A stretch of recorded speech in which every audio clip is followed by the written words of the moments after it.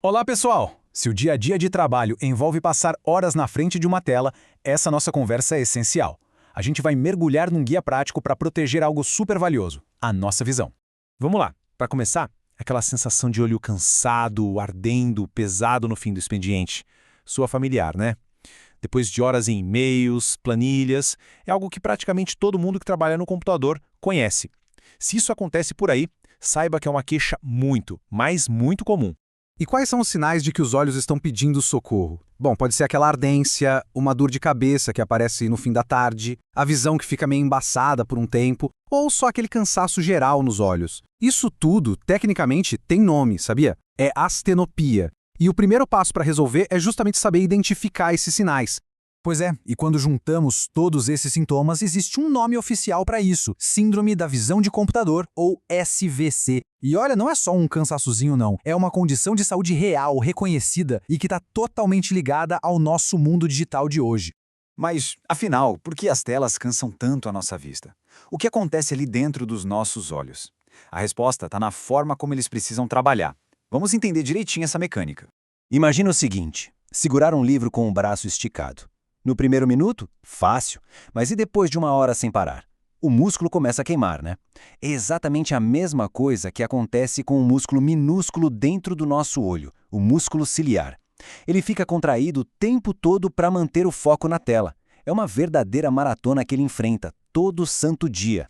E tem mais, quando a gente está super concentrado no que está fazendo na tela, a gente simplesmente esquece de piscar. A nossa frequência de piscadas cai drasticamente.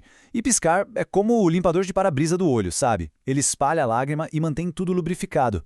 Menos piscadas, resultado: olhos secos, irritados, é um ciclo bem chato de esforço e ressecamento. Mas calma, a notícia boa é que dá para reverter isso com uma atitude simples. Cuidar dos olhos é uma questão de hábito. Por isso preparei um plano de ação bem direto com 3 passos. Pense nele como um guia de higiene visual para o dia a dia. É super simples.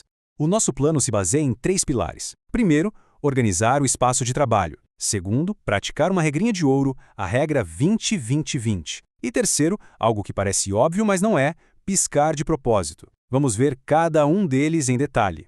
Vamos começar pela arrumação da mesa. Passo 1. A distância do monitor. O ideal é que ele fique entre 50 e 70 centímetros dos olhos. Uma boa medida é esticar o braço, a tela deve ficar mais ou menos na ponta dos seus dedos. A altura também importa. O topo da tela deve estar na linha dos seus olhos ou um pouquinho abaixo. E a iluminação, nossa, isso é crucial. Evite sentar de frente para uma janela ou ter uma janela forte bem atrás de você. O reflexo na tela força a visão de um jeito absurdo. Beleza? Agora vamos para o passo 2. E olha, essa dica aqui pode ser a que vai fazer a maior diferença na sua rotina. É a famosa regra 20-20-20. O nome é fácil de lembrar e o impacto é gigantesco. Vamos ver como ela funciona na prática. O primeiro 20 é de 20 minutos, ou seja, a cada 20 minutos de trabalho focado na tela, é hora de dar uma pausa para os olhos. Pode parecer pouco tempo, mas a constância é que faz a mágica. Se precisar, coloque um alarme discreto no celular ou no computador para te lembrar. Você vai olhar para alguma coisa que esteja a pelo menos 6 metros de distância. Esse é o segundo 20, que na verdade vem da medida em pés, ou feet, em inglês. 6 metros é tipo o outro lado da sala, um prédio que se vê pela janela, uma árvore lá longe. O importante é desfocar do perto e focar no longe. E o terceiro 20?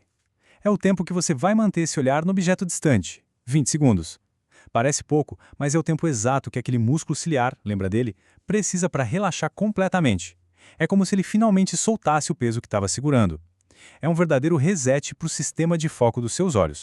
E para fechar nosso plano, o terceiro passo: piscar voluntariamente. Sim, piscar de propósito.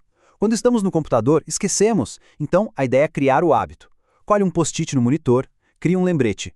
O importante é piscar de forma completa, sentindo a pálpebra fechar e abrir várias vezes. Isso vai garantir que seus olhos fiquem sempre lubrificados, combatendo o ressecamento. Ok, já falamos do esforço muscular e do ressecamento, mas tem outro fator, uma ameaça meio invisível, que vem das nossas telas. Vamos falar sobre a luz que elas emitem. As telas dos nossos celulares, computadores, tablets, elas emitem uma grande quantidade de luz de alta energia, a chamada luz azul-violeta. Durante o dia, tudo bem. O problema é à noite. Essa luz meio que engana o nosso cérebro, fazendo ele achar que ainda é dia. Isso atrapalha a produção de melatonina, que é o hormônio do sono. O resultado? Uma noite de sono ruim. A dica aqui é ativar o modo noturno ou filtro de luz azul em todos os seus aparelhos quando o sol se põe. Ajuda muito. Olha, todas essas dicas de autocuidado são super poderosas e funcionam, mas é muito importante também saber reconhecer os próprios limites e a hora de procurar um profissional. Prevenção é uma coisa, mas não substitui a avaliação de um especialista, ok? Então, quando é hora de marcar uma consulta? Se as dores de cabeça são muito fortes ou não passam. Se o olho seco ou irritado é constante e não melhora com as dicas. Se a visão continua embaçada mesmo depois das pausas. Ou se parece que os olhos não estão trabalhando juntos direito, esses são sinais de alerta. Um optometrista pode descobrir se existe algo mais, como a necessidade de óculos ou alguma disfunção que só um profissional consegue diagnosticar. E essa frase resume perfeitamente a nossa conversa. A gente precisa mudar a chave. O cuidado com os olhos na era digital deixa de ser algo passivo, de só esperar a dor chegar para fazer alguma coisa. Ele se torna ativo. É sobre modificar o ambiente e os nossos hábitos para evitar que o problema sequer comece. E para a gente fechar, fica uma reflexão. Qual vai ser a primeira pequena mudança a ser feita ainda hoje para proteger a visão? Vai ser afastar o monitor, colocar o alarme da regra 20-20-20 para tocar ou aquele lembrete para piscar mais? Lembre-se, a saúde dos olhos a longo prazo é construída com uma pequena ação de cada vez. O importante é começar.